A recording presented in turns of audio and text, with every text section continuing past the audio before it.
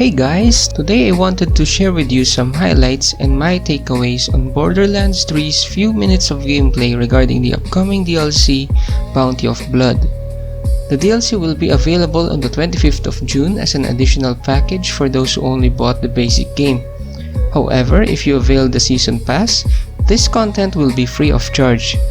So let's begin watching the video.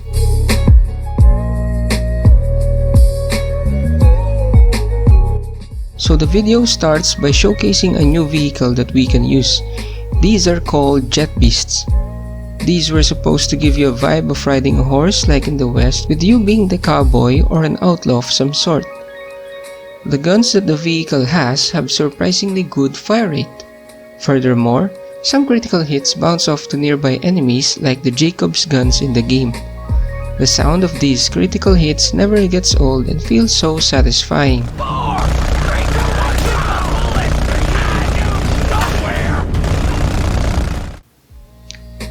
The Borderlands games have had problems regarding the way the story is told. The characters speaking to you sometimes talk during fights, which can hinder the player's comprehension of the conversation.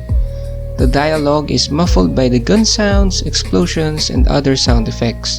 So far, it is evident here that there are still times that this happens. The mysterious narrator speaks to you during fights. Frontier stretched out so far you could tell yourself the heavens were close. Ruin was closer.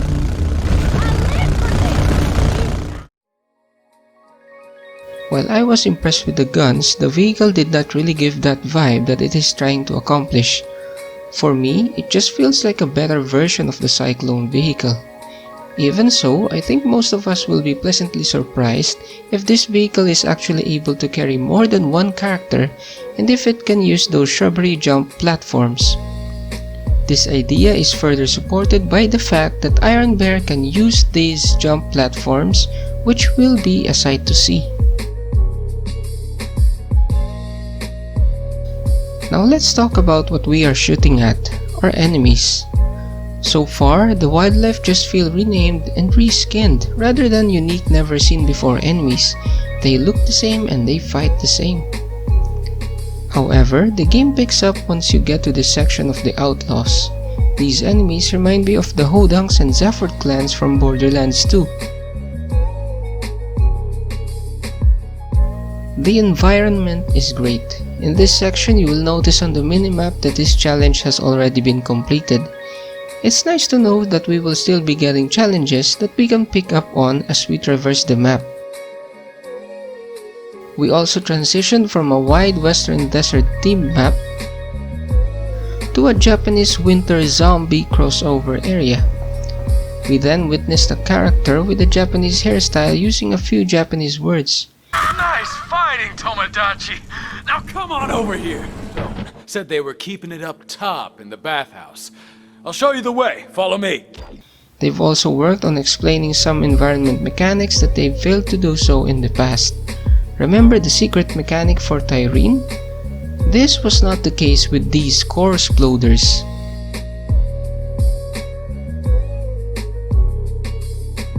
A few things had me worried. I wish that vehicles will be more interesting as they tend to sort of phase out in the game once you get to the end levels and mayhem mode. I'm also worried that this DLC may lack some polish. I notice a bit of performance issue, but I'm not sure if I'm the only one. So I'm going to need you to write down in the comments section if you notice a bit of lag in this part of the gameplay. And what is with this area loading screen? You would think that their design team would take a second look at this and notice that they have a light colored font on a light colored background. Is this Ashfa Peaks? Overall, I am still looking forward to this DLC. I appreciate content that furthers the story of the game. But what I am most excited about is knowing Ellie. Who is Ellie? What is Ellie? I'll do you one better. Why is Ellie? If you like this video, please consider giving it a thumbs up. If you like Borderlands content, please consider subscribing.